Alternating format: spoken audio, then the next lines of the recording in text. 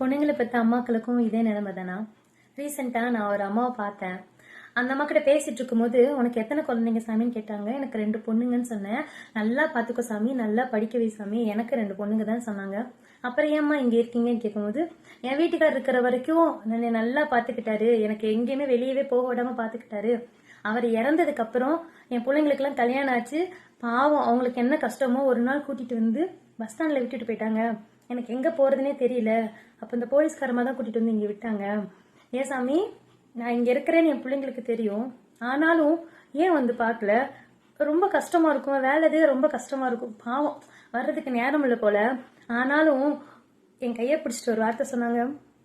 ஏன் சாமி, நான் செத்ததுக்கு அப்புறம் அவங்க வந்து பார்த்தாங்கன்னா எனக்கு தெரியாது, நான் சாகிறதுக்குள்ள ஒரு தடவை என்னை வந்து பார்த்துட மாட்டாங்களா? என் பேரம்பேத்திங்களை பார்க்கணும் எனக்கு ஆசையா இருக்கு, ஒரு தடவை கூட்டிட்டு வந்து காட்டிட மாட்டாங்களான்னு சொல்றப்போ, உண்மையாவே நம்ம அம்மா அப்பாவை நம்ம ஒரு இடத்துல கொண்டு போய் விடுறதுக்கு முன்னாடி பையனும் பொண்ணும் தயவு செய்து ஒரு நிமிஷம் யோசிங்க. நம்மளையெல்லாம் பெத்தோன்னு தூக்கி கொண்டு போய் எங்கேயே விட்டுருந்தாங்கன்னா இன்னைக்கு நம்ம வந்திருக்க மாட்டோம்ல. ஸோ அந்த அம்மா சொல்லும் போது என்னால் ஜீரணிக்கவே முடியல. தெரிஞ்சும் வந்து பார்க்காம இருக்கிறாங்கன்னா அந்த பொண்ணுங்களை என்ன சொல்லட்டும்.